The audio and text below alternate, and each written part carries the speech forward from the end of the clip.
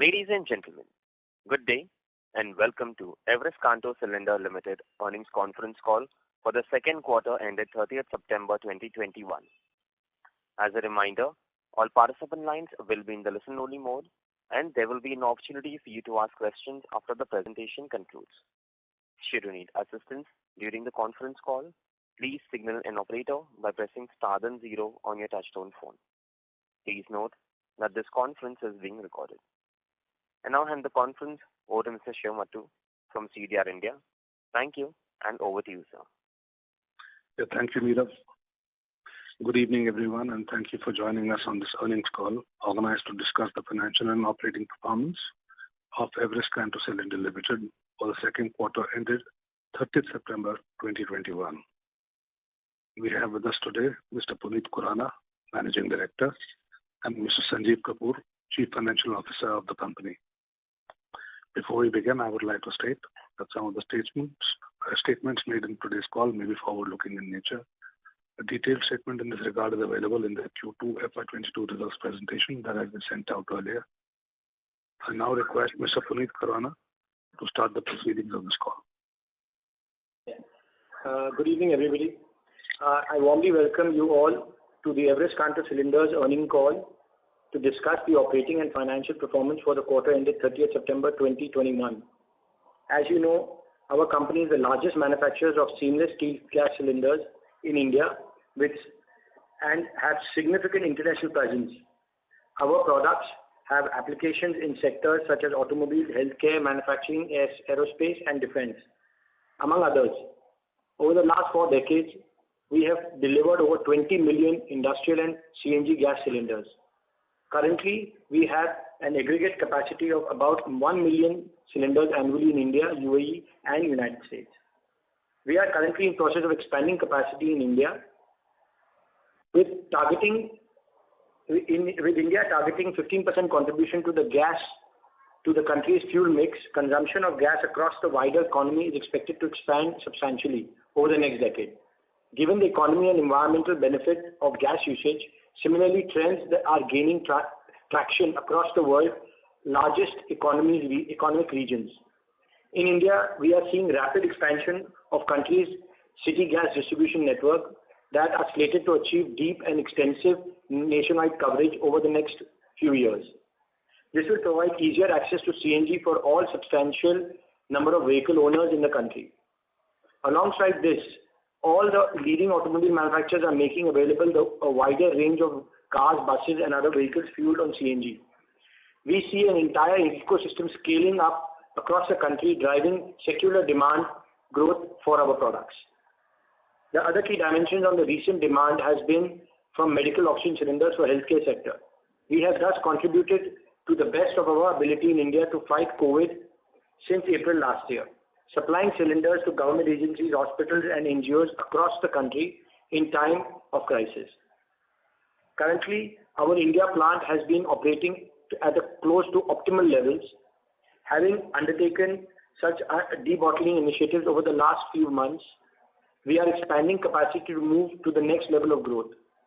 We are taking forward brownfield projects of our plants located in Tarapur and Kandla that will add capacity of 4 lakh cylinders annually. A capital commitment of 35 crores is envisaged to be financed completely from the internal accruals and executed over the next 8 months. This expansion is in addition to the greenfield capacity of 2 lakh cylinders that we are pursuing in parallel. We are also expected to be financed from business cash flows. Our UAE production facility, we are targeting a growing number of emerging markets such as Egypt, other African countries, and South America. This is beginning to deliver positive results as we see further scope of penetrating these regions going forward. Our plans in Hungary are progressing and will see a local production unit in European Union, allowing deeper access to larger markets in the coming years. Also in the US, we are seeing improved operating performance, and recent announcements around the infrastructure investments open new expansion opportunities for us. For one of these, increasing adoption of hydrogen globally, which is an exciting new area that is likely to gain traction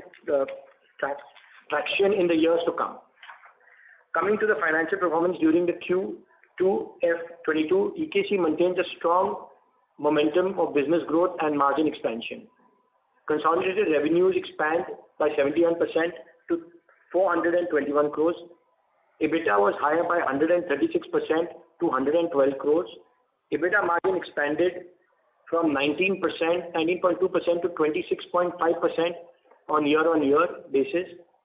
As operating leverage allowed margin expansion across the geographies, profit before tax, before exceptional items and foreign exchange variations was up by 209% to 103 crores.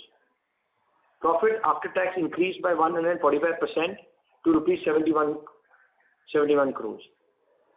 Earning per share was rupees 6.33 in Q2 and rupees 12.50 in H1 FY22. Revenues in our Indian, UAE and US operation increased by 58%, 133% and 84% respectively, indicating growth across all geographies, segments. Margins have also seen substantial uptick in each of these geographies. Debt has reduced from rupees 203 crores in March 2021 to 133 crores as on September 2021. Based on substantial cash generation from the business, net of cash and bank balance, our outstanding debt stood at rupees 64 crores at the end of half year. To close, I would like to say we look forward to the future with positivity. We see several years of growth visibility as gas usage continues to expand across the world. We are poised strongly within the emerging framework and we look to leverage an existing platform to drive profitability growth. We are simultaneously executing expansion programs and several organization improvements to drive long-term and value creation across all our initiatives. On that note, I come to an end to our opening remarks and would request the moderator to open the forum for any operational and strategic-led questions that you may have. Thank you. Thank you very much. We will now begin the question and answer session. Anyone who wishes to ask a question may press star and one on their touchtone telephone. If you yourself from the question queue, you may press star and two. Participants are requested to use handsets while asking a question. Ladies and gentlemen, we will wait for a moment while the question queue assembles. Participants, you may press star and one to ask a question.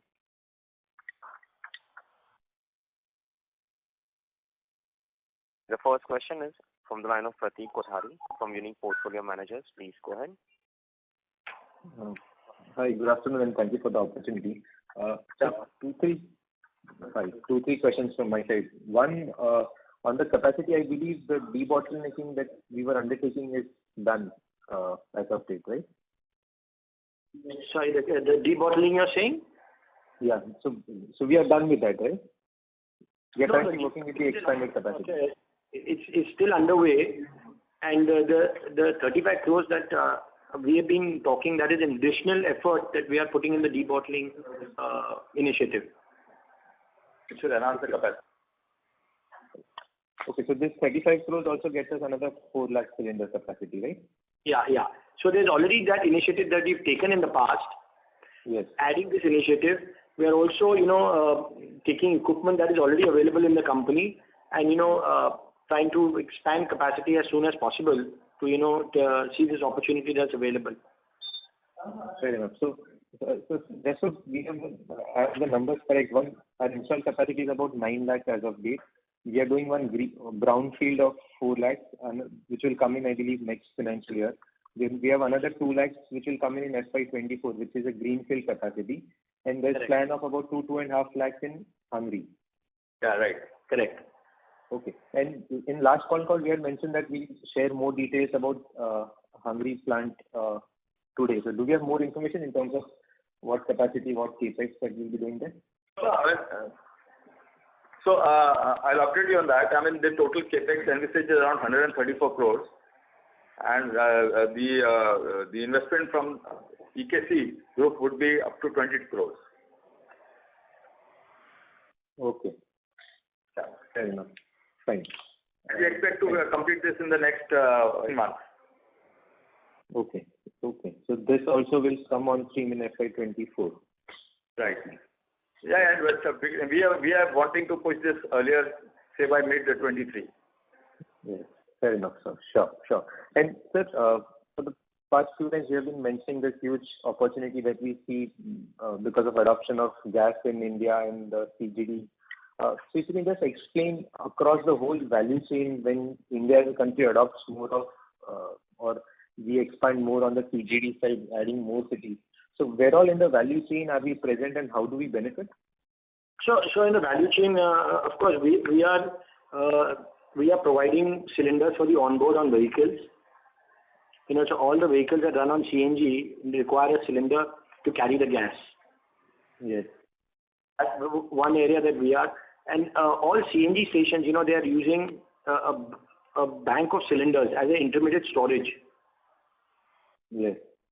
And also in India, we have a mother-daughter system. So, whenever a CNG station has been set up, and, some cities that don't have a pipeline, they depend on the mother station which is connected to the pipeline to supply to satellite stations. So there also we are supplying our bank of cylinders cascades that are going in to, set up smaller satellite stations. So this is where we are in the value chain. Fair enough. Understood. And on the auto side, I believe we have said that about 60% of our sales come from auto and 40% on the industrial side. And on the auto side, all of it will be to the OEMs or we do refabrication or something? To OEMs, mainly to OEMs, and small percentage even goes in the aftermarket in the existing conversion that is happening. Okay. But that would be a small number. Yes. Okay, fair enough. And we mentioned about this hydrogen opportunity or we being presented. So is it a substantial contribution now or where are we? I mean, we are ready with the product? Hydrogen is just being something that is coming up around the world, and we just want to be, put our heads up and be ready for this opportunity when it comes. But definitely it seems, because in the US and in China and other countries, the initiatives of hydrogen are moving quite fast. Yes. So our product is already tried and tested. We have commercially supplied it to someone on the hydrogen side. It's more of a development stage, I would say. We don't have a product that is, ready for a onboard application for high pressure hydrogen. Okay, fair enough. Sure. Thank you, sir, and all the best. Thank you. Thank you. Thank you very much. The next question is from the line of Nirav Shivai from HDFC Securities. Please go ahead. Thanks for the opportunity. Just to continue the previous participant's question, what would be the kind of competition landscape which we have for the India business now? CNG we understand is a decade story. So who all do we compete in India? So India we compete with a company called Rama Cylinders. We compete with the company called JFE, FJM, Sauwala, Euro Cylinders. So there are about 5 to 6 competitors if I'm missing somebody, yeah. Okay. And in terms of capacity, where do we stand the market share right now? We have the largest capacity in India. I don't know if that answers your question. Is that what you... No, so if we see what is the total capacity which is there in India on the CNG side? Capacity, how much is in India? Yeah. I mean, there are 5, 6 competitors, so if there is any data which you can share. Okay, I need to total that up. I can definitely give you that number, not a problem. I don't have it right now offhand. Okay, no problem. Yeah, but EKC is at around 50% of them. We have 50% market share. Okay, 50% market share. Yeah. Right. And then also on the margin side now, for the last 2 quarters, we have been doing exceptionally well. So are those kind of margins sustainable, assuming we are operating at optimal capacity? So how do we see this for next 2 to 4 quarters? See, margins, I think, realistically, some 27 to 29% is something that we feel is something sustainable. Okay. Yeah. All right. And the last question, see, there are a lot of geographic areas where CNG is going to come in next 5-7 years. Now, with your experience, when there is a new CNG station, how long does it take to scale up? As in, CNG cars have to come. So, till that station is there, there are no CNG vehicles. So how long and what is the time lag required? Does it happen in 6 months, 1 year, or what's your experience? Now what has happened is that, people are very familiar with what CNG is. So when a station comes up, first thing, today what has happened is because diesel and petrol prices have gone up so much, and you suddenly see a CNG station in your small town, and then you see 50 rupees or 55 rupees of CNG, and you see diesel at such a high price, and that the technology is proven in Delhi and Bombay and Ahmedabad and Bangalore, and you see major cities have been quite successful. So customers are inclined, as soon as they see a station now, you don't really need to talk about CNG to customers now. And the ecosystem, all the automobile manufacturers have a model. So if you're looking at a smallest town and somebody decides to buy a Suzuki or Hyundai or a Tata truck or a bus, they're immediately available. And so I think this is the kind or a Bajaj auto rickshaw. So they're immediately available. Right. And now the total India business, how much will be coming from CNG right now? In I think revenue? 60%. 60%. Now with this incremental capacity which is going to come by next year and next to next year, we understand about 6 lakh cylinders will be coming. So what can be the optimal revenue from India business? I think maybe around 300 crores. 300 crores, which would be by what, FY24? And this does not include the greenfield. This is just purely the brownfield debottlenecking 4 lakh. All right. So by FY24, this can be the optimal revenue, or maybe next 2 to 3 years. It will be around there, somewhere. Yeah, around there. Right. All right. That's it from my side. Thank you. Thank you. Thank you. The next question is from the line of Akshay Chheda from Perfect Research. Please go ahead. Yeah, a very good afternoon, sir. Sir, at the current run rate of our business performance, do we expect to be debt-free in a year's time? And once we have, paid up the debt and other stuff, so what is the dividend payout ratio that we can accept? Yeah, I think from debt point of view, I think we are targeting that only. We should be debt-free by another year. Okay. And I don't know, dividend, whether we are allowed to do it for policy. Yeah, as per the policy of the board, this is really the decision board. Okay. And next question would be, while the revenues from the US and Hungary have grown on a QOQ basis, can you throw some more light on the fall of margins? Fall of margins on a QOQ basis. I think it's a lot of mix of things, that our business consists of. But, this is more of a realistic margin where we find ourselves in, because we have a lot of product mix and value-added products. So some quarters you may have a lot of value-added products being made. So, but I would like you to keep in mind that we will go with a realistic margin of say 27 to 29%. I think this is something that you can see this going forward. Yeah. Oh, okay. That looks nice. And sir, the third question would be, what is the threat from imports of CNG cylinders, sir? See, nowadays, what's happened is because the products from international markets have also become expensive. Mm-hmm. So we don't see much of a major threat. Okay. And sir, how much capacity is being expanded by our domestic competitors given the increase in opportunity size as you mentioned in CNG cylinders? See, they have also been expanding capacity, but I will not be able to comment any specifically on this. Okay, sir. Yeah, that. Everybody is looking at the opportunity as we are. Okay. Thank you so much, sir. That was all from my side, sir.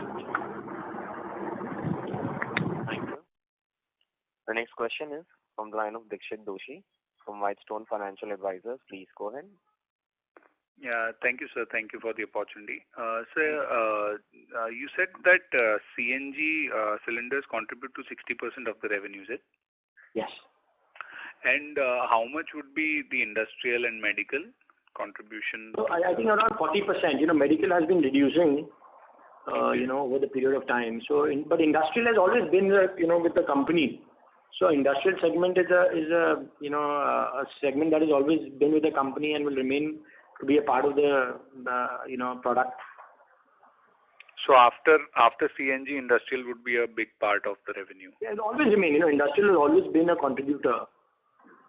Okay. Yeah. So it would be around 25 to 30%. No, around 40% now. Industrial is today 40%. CNG is just the faster growth is coming in CNG. So all our initiatives now on the expansions are towards CNG, most of it. Okay, so broadly CNG and industrial put together are 90-95% of the volumes, and in medical, fire, composite would be a small part. Yeah. But usually medical will come into industrial. I don't have the breakup right now between in industrial. Okay. Medical is a part of industrial. Part of industrial only. It is always considered part of industrial only. Okay. And so what is the typical life of these cylinders? So for CNG, the life is around 20 years. Okay. Yeah. Industrial cylinder life is, it doesn't, they don't specify a life for the product. But, because of the use and tear and wear, you can say, around 15 years. Okay.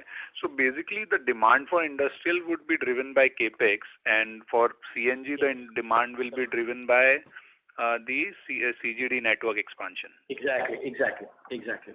Okay. And you also mentioned in your speech, sir, that there are in the gas stations they also have some kind of cylinders they keep for storage. So what would that be a big part of the demand? How many cylinders does one station? So it is an important part of our business. Okay. So if one gas station is put up, they would require at least 30-40 cylinders or 10-20 lakhs worth of cylinders? Yeah, you could say that. Yes.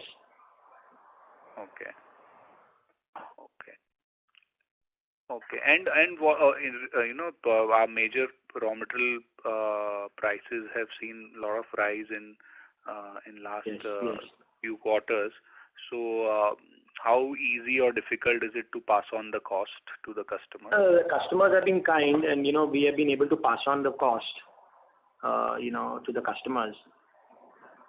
Mm-hmm. Okay.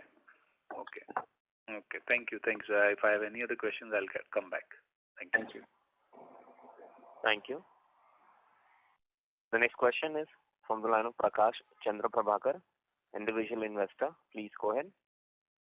Hi, good afternoon. Many congratulations to the management of EKC for a fantastic set of results. I'm sure it has become like a consistent performance curve from management. Every time you keep surprising the investors with better results. Keep it going. I just have like a follow-up remark to make. In the last investor call, we spoke about, kind of reducing. I know you're reducing the debt, but reducing specifically the debt of the promoters. So I think I'll just like to kind of remind about that. And also one small suggestion I wanted to make. Amongst the investor circle and those kind of things, I think EKC could make an effort to be seen more as a last mile enabler of the green story of India, which is a very important perspective of the COP26 and those kind of things, and not be seen just as a pressure vessel manufacturer, which is kind of a check-in. So that's kind of an observation for the management to think about, and probably run a communication campaign around that. Thanks. Thank you very much. Definitely. So I think the question was regarding the repayment of debt. Repayment of debt to the promoters, right? Yeah. So I think this is our plan now. I think we kind of retired most of the debt, and we've done most of the expansion. The money that is required has been also put earmarked. So I think maybe another year we would like to just close on that. Fantastic. Thank you very much, Puneet. Thank you for your suggestion. Thank you.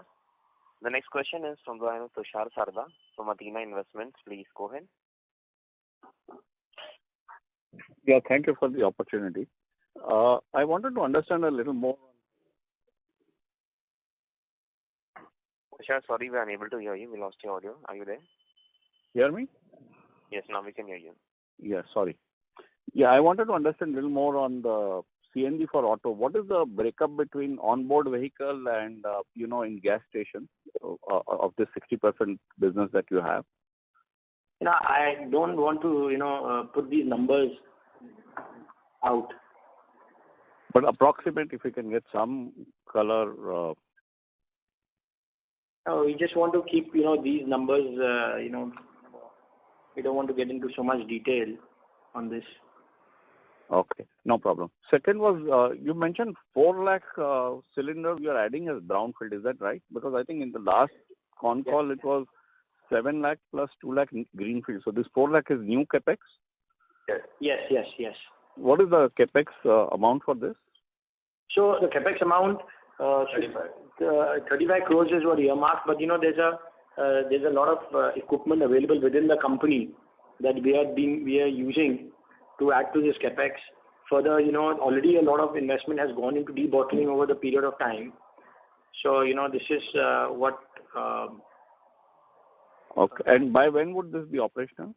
I think 8 months. Yeah, 8 months. Okay. And last question from my side. On your international business, it is mostly industrial, right? There is no auto. No, there is. Dubai, I think 70% of their business is contributed by CNG. CNG auto. Yeah. Oh, in US and Hungary both. In US and Europe both.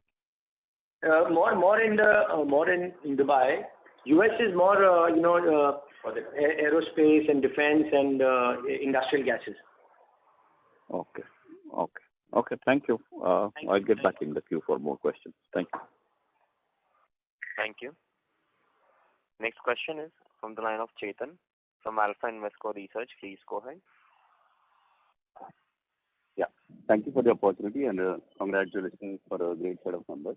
Thank you. Sir, as we just mentioned that our capacity will be going up by 4 lakh cylinders over the next 8 to 10 months, and most of it will be absorbed in the CNG or let's say auto OEM market.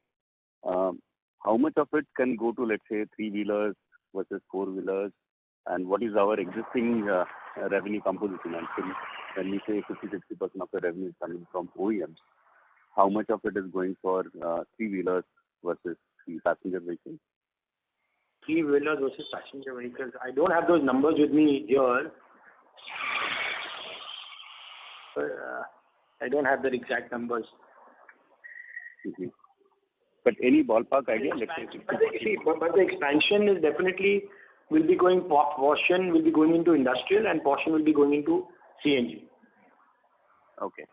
Yeah. No, but out of our current CNG sales, what ballpark, let's say, what number is going for the automobile, the passenger vehicles versus electric 3-wheelers?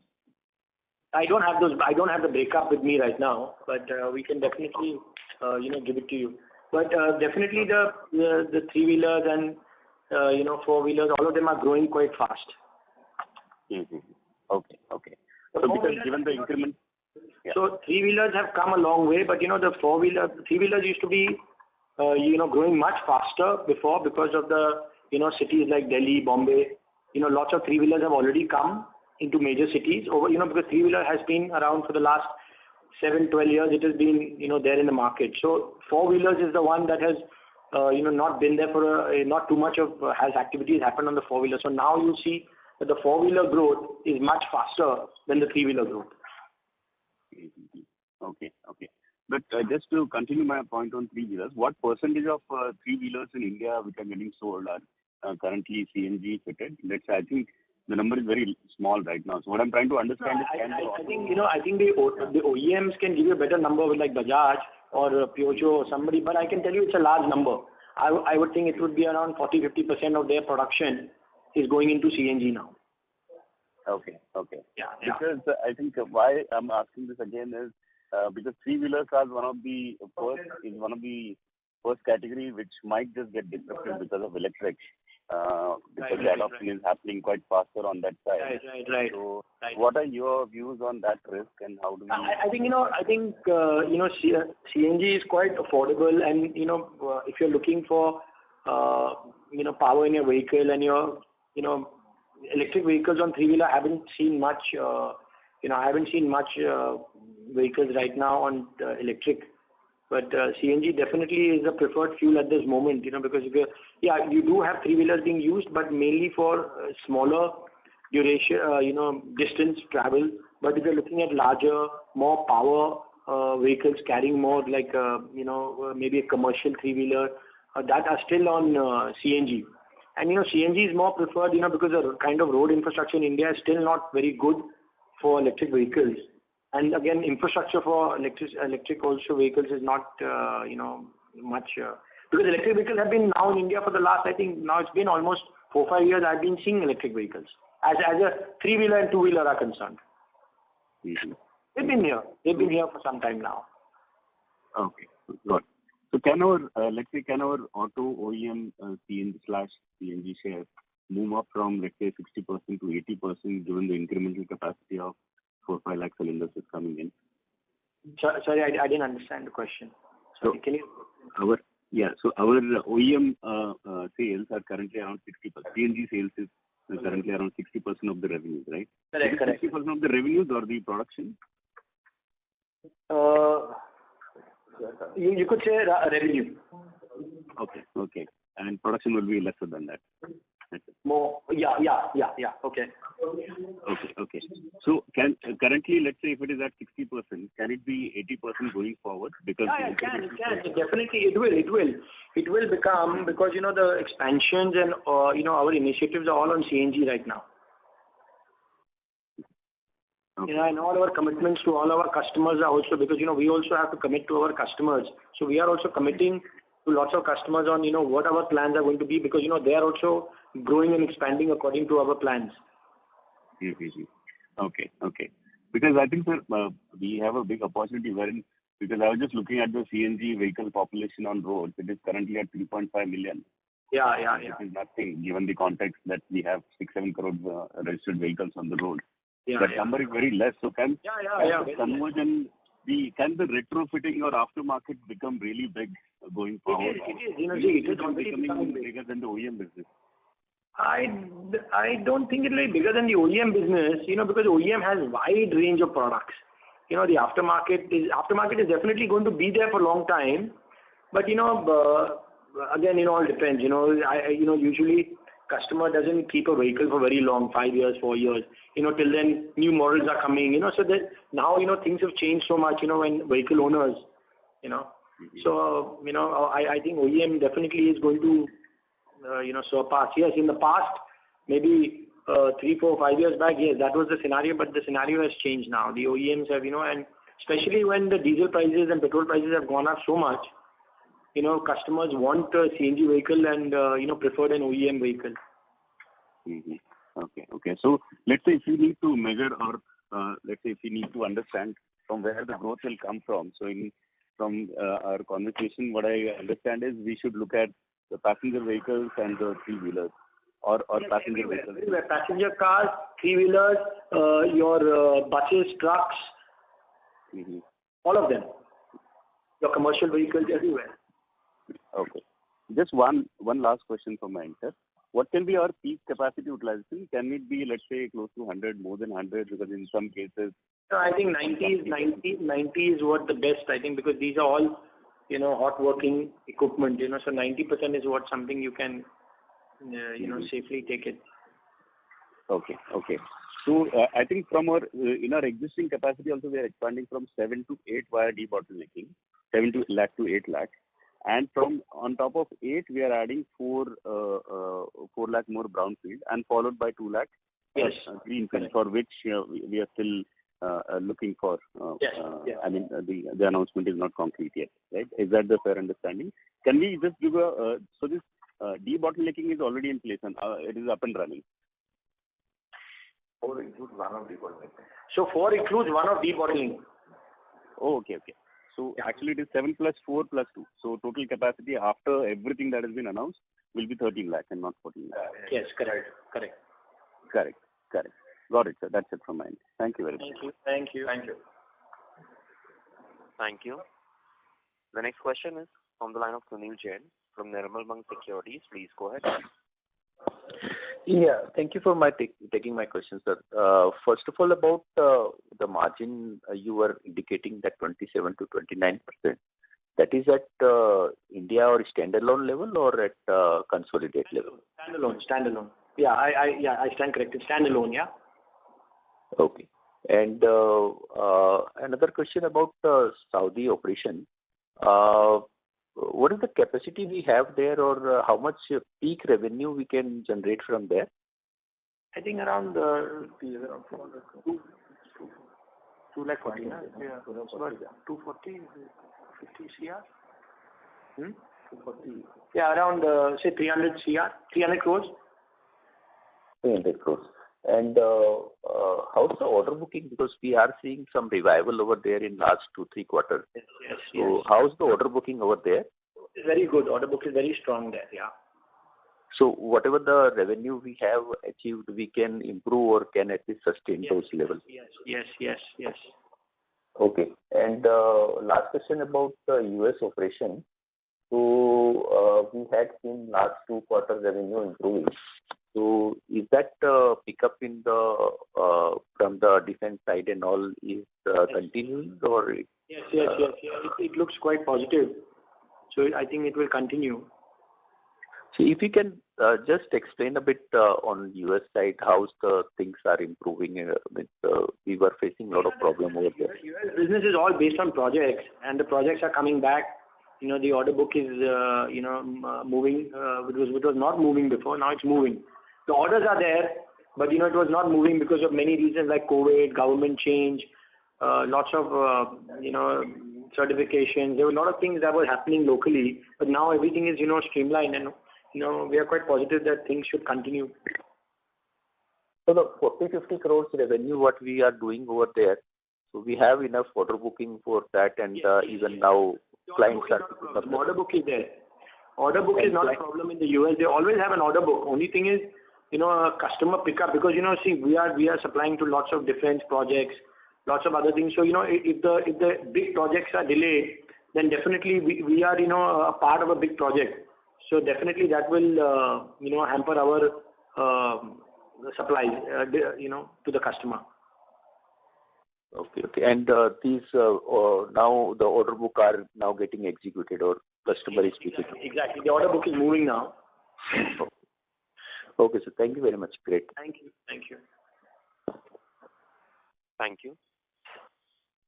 The next question is from the line of Jinesh Sanghvi from Principal India Mutual Fund. Please go ahead. Yeah, hi sir. Couple of things. One, you said that 1 lakh ton we have kind of done through debottlenecking, and that is already operational, right? Right.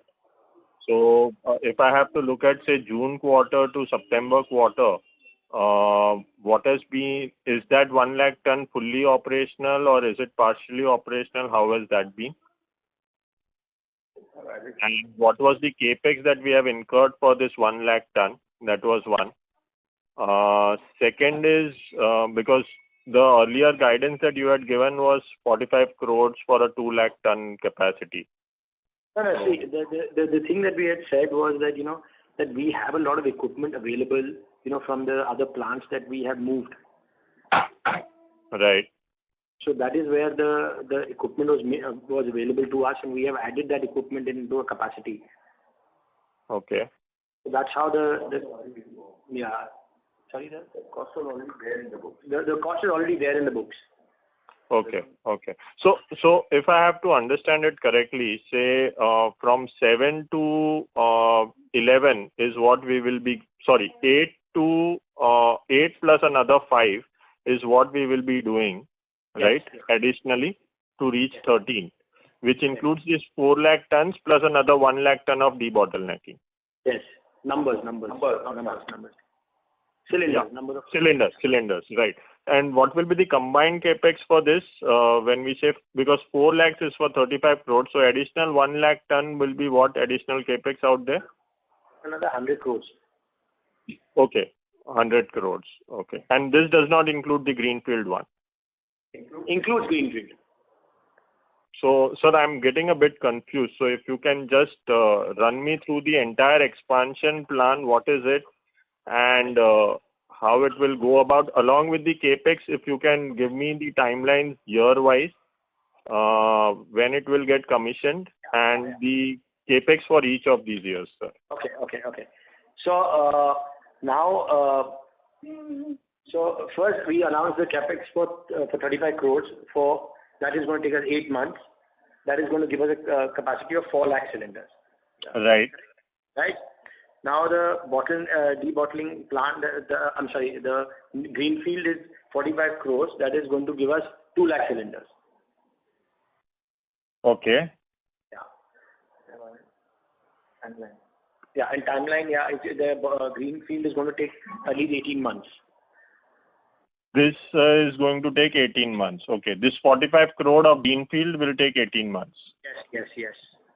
And that is 18 months from today. Yes. Okay. Fine. So this will take us to 14, right? 4 plus 2, 6. Yeah. And we are currently at around 8 lakh tons in India. 13. They'll take us to 13, right? 13.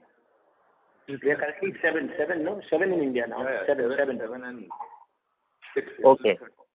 7 lakhs. Okay. So but you said that from Q1 to Q2 you have also done some debottlenecking. So when you say debottlenecking, are you taking that as 8 lakh tons or you are taking that as 7 lakh tons only today? No. The capacities are still at 700,000. Okay. By debottlenecking, we are able to achieve higher output. And finally, when we have the full machinery in place on the incremental project which you announced, that will finally conclude to adding 400,000. So 700,000 plus 400,000, that will be 11 plus greenfield of 2. Okay. Fine. And for the Hungary expansion, what is the plan? What is the capex out there? So I already, in my earlier statement, given that the total capex there would be in the region of 16 million, which is closer to 134 crores. And we are going to invest closer to 20 crores. And balance would be? Balance would be incentive from the government and borrowing. Okay. So we'll get around 4.8 million as incentives from the government. Oh, 4.8 million. Yeah, euro. Okay. And the 16 million is also in euros, right? Right. Yeah, that's also in euros. Okay. And when we are fully operational, and this Hungary will be commissioned by which particular date? Any timelines out there? 18 months, 24 months? Earlier, that is 24 months. Yeah, it's like mid-23. Mid-23. Okay. 18 months from now. Okay. And once we add, say, this 6 lakh tons in India and the Hungary expansion, what is the optimum revenue that we can do out here in the India operations, including the 6 lakh tons, and what would be that number for the Hungary plant as well, in terms of optimum revenue in terms of based on the capacity utilization and everything? Or incremental revenue? Calculation, for this. So, sorry, sir? So I'll give it to you in some time. You can. Okay. Fine. And sir, we have seen kind of our plant running at the optimum utilization right now. So with these capacities kind of coming up, do we see, say, a down trading in terms of our margins which could happen, because probably we'll have to move a more shift in terms of our mix towards industrial and other things going forward? Or probably you are still confident about having that higher margin out there? Yeah, I think the CNG business is growing very fast. So I think the margins will be, still be there. So if I have to ask you, how has this percentage been, say, 2 years back, and how has the CNG percentage been today? Like what we talk about 60%, what was that number, say, 2 years before? What is 60%? The CNG breakup of cylinders? Yeah. Okay. So do we have that number with us? You 2 years back, what is the margin and what is the margin today, the difference? So what I'm trying to understand is, because when we say that... I got your point. We got your point. You're trying to say, are they sustainable, or, what's happening? Yeah, and the other thing is, I want to also understand the kind of reason for the improvement in the margin. So basically, we have seen that CNG is 60% today, and we are making 27 or 28% margin. So this is a combined, no? This is a combined. Yeah, on a combined basis. So because earlier our margins used to be around 15 odd %, I guess, right? Yeah, but the turnover was also quite less. I mean, if you compare the turnover, once the fixed cost is covered, your the incremental is only because of your material. Okay.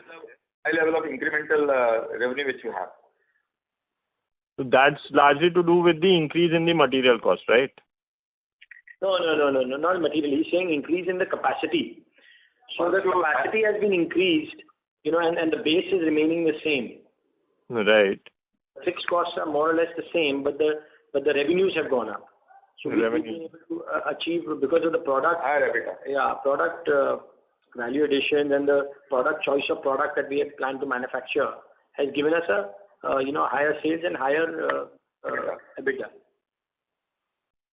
So sir, can you just throw some light on basically how has the product mix behaved in the last 2 to 3 years? I understand one is the volume part of it, but other than volume, because if I have to look at, say, FY20 volumes, we were at 680,000 tons cylinders, I guess.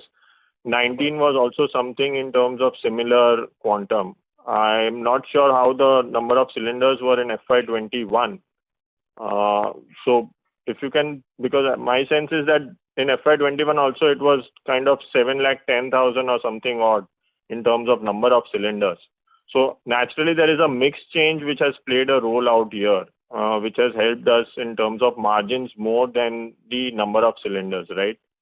Right. It's all based on the product mix. It's product mix, yes. It's all based on product mix. If you sell bigger size cylinders, obviously you have higher margins there. If you sell CNG, there's higher margin.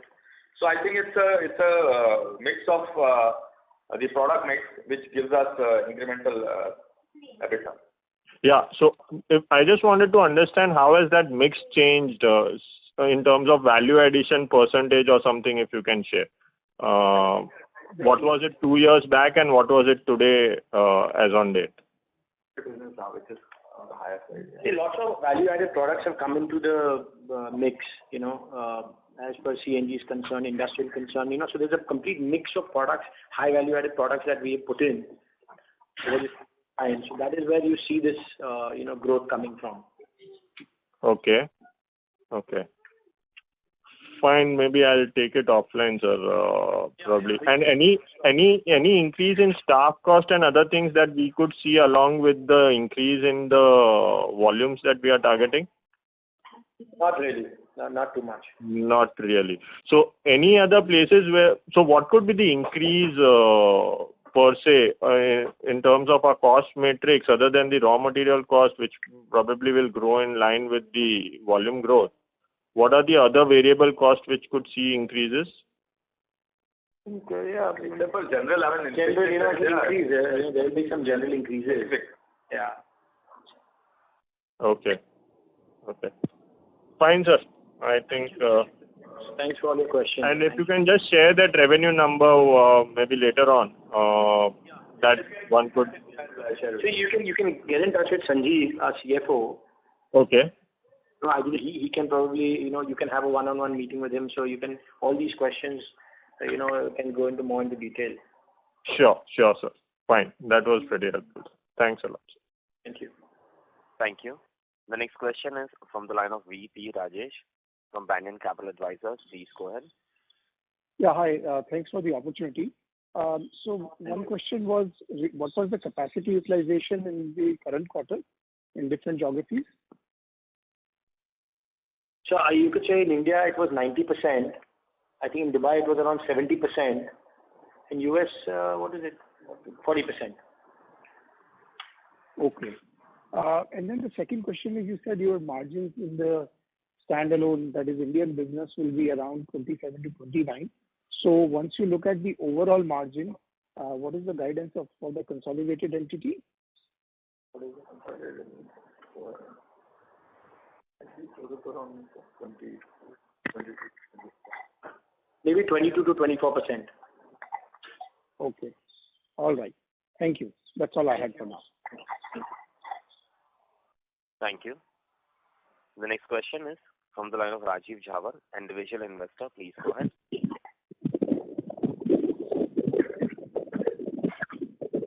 Rajiv Jhawar, can you hear us?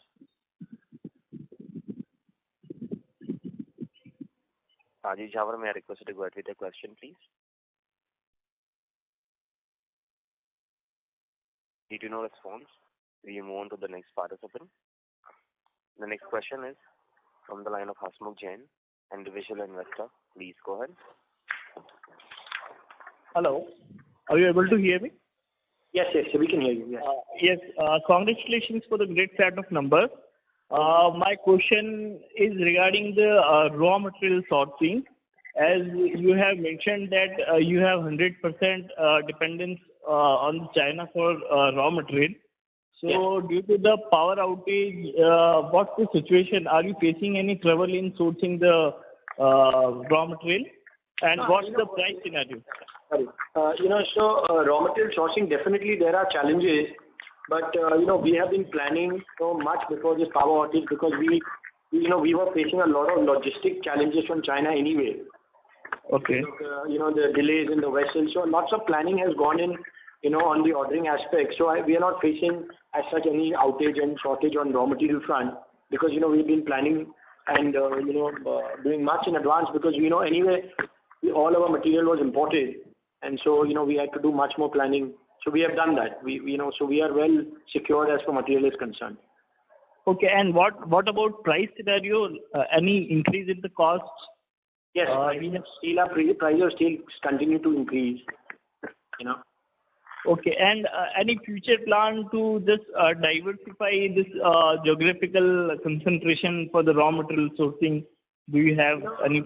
Not really, because these are much larger investments, and we are a very small. Our consumption for steel is not so large, so we will continue to focus on what we are doing, and not go for any backward integration. I mean, at least this is the thought process that is we have today. Okay. So there is not much problem on this side. No. Sourcing is not much of a problem. No. We have all our raw material is well planned, and we are receiving it, and we are tracking that every day. So there is no such issues, and the suppliers also are not giving any signs of problems even in the outage. And whatever the increase in the raw material cost, you are able to pass on to the. We are able to pass it on to the customers. Okay. Thank you. Thank you.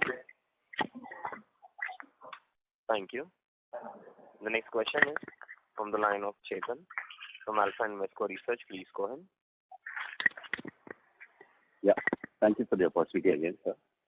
So will it be fair to assume we'll be able to maintain our gross margins beyond 45% going forward? 45% gross margin. Yeah. Yes. Okay. And just wanted your view on this thing. When we talk to most of the analysts, the popular street view is that CNG is more like a stopgap arrangement. That it's just a matter of time when the electric will really take off. So there will be hyper growth for the next 3-4 years, after which we might see some growth challenges. So in this context, how do you view these things, or is this understanding not comprehensive? And is there a case that CNG will continue to grow even after next 5, 7, 8 years? No, definitely CNG will grow. CNG is going to grow quite fast and grow well over I think the electric vehicle, first thing, the cost of the vehicles, the infrastructure, is going to take some time, before we can see a full-fledged electric vehicle kind of scenario. And there are a lot of other technologies that are also, coming in now. So CNG, I think, will coexist. They will be in coexistence, when it comes to larger vehicles and other type of vehicles where CNG can play an important role. So CNG, I think, will be there. Okay. So can it happen that, let's say, in your view, I just wanted to understand your view on this, that wherein the truck and bus segment can be the largest segment going forward, followed by passenger, and followed by something like that. Is that the fair directional trend that I'm able to understand? Yeah, I think that would be the business that will continue. But even the passenger cars, as long as CNG continues to be affordable and the vehicle cost remains in control, then I think there should always be a market. And infrastructure. See, again, what has been happening is the CNG infrastructure was not available 5-7 years back, so you could not see this kind of growth. Now infrastructure is available and it's growing. The kind of large investments that are coming in this sector, definitely will be an easy, convenient fuel for the customer in the future. Yeah, correct. Because I was just going through Bajaj Auto's conference call. So they are saying for every 100 CNG pumps, the market for CNG three-wheelers goes up by 10,000 units. I mean, that's the kind of number that they have been working with. Yeah, that's it from my end, sir. Thank you. Thank you very much. Thank you. The next question is from the line of Anil Kumar Sharma, individual investor. Please go ahead. Good afternoon, sir, and congrats for the great numbers. Thank you, sir. Thank you.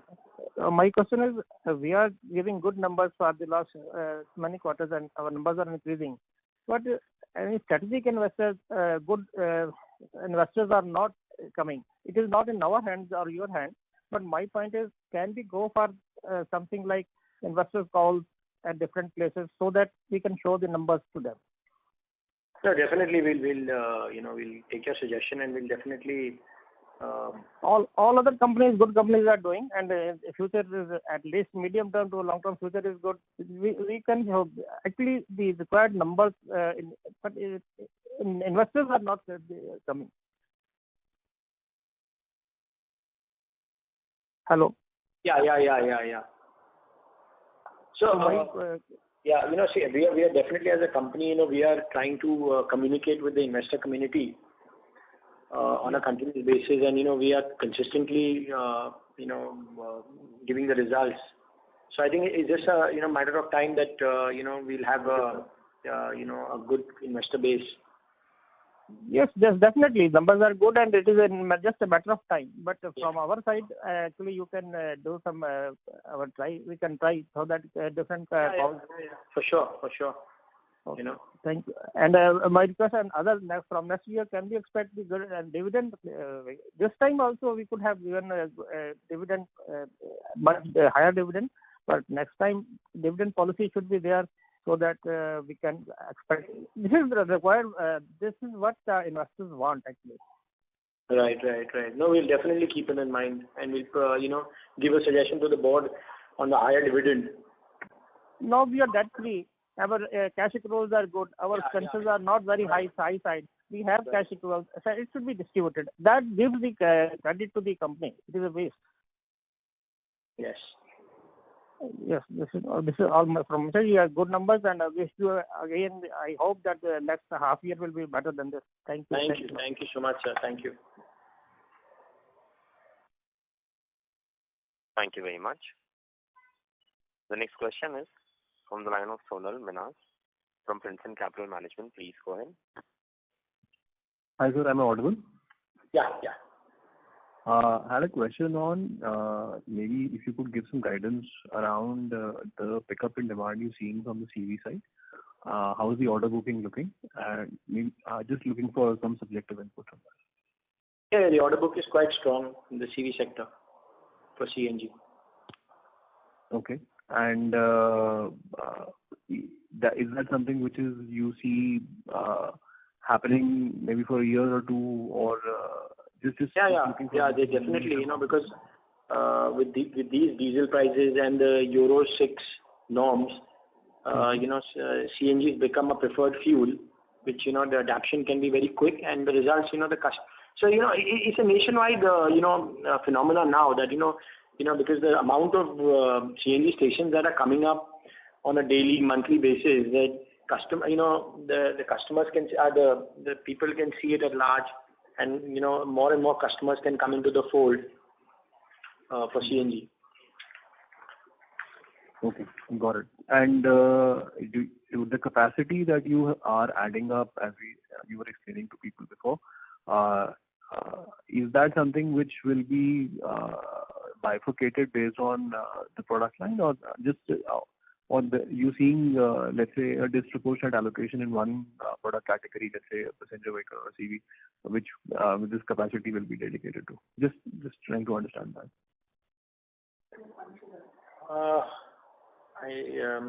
It's the cycle of the line which is there. Other than that, it will be. See, we have our dedicated customers, and we are committing quantities to them. Mm-hmm. And we are expanding and producing as per that. Okay. I don't know. Does that answer your question? Is that something? No, I was just trying to see maybe I think to be specific, I'm just asking if the disproportionate part of your capacity is getting added to commercial vehicles. That's the direct question I was trying to understand. Or a larger share of capacity. Larger. Not. I mean, it's a mixed bag. It's a mixed bag of a lot of things: 3-wheelers, 4-wheelers, CVs. It's totally it's a mix. We may not be able to give you exact numbers of what is going where. Understand that. Okay, that is from my side. Thank you. Thank you. Thank you. Participants, you may press star and 1 to ask the question.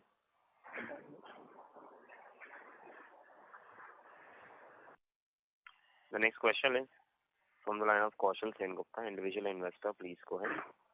Yeah, good evening. Thanks for this opportunity. Good evening. Your other financial assets have gone up from 73 crores to 142 crores. Could you please let us know, what explains this increase? Raw material. It's for raw material. Other financial assets. Is advance for supplies? Yeah, it's advance to supplies. Okay. So your business requires a substantial advance to suppliers, right? Right. Oh, okay. Great. Thank you. Thanks so much. That's all. Thank you. Thank you very much. And now hand the conference over to the management for closing comments.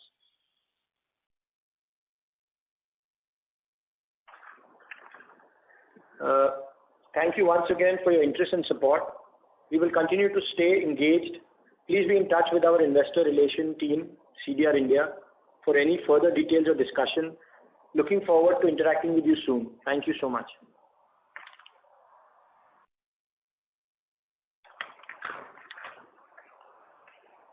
Last question was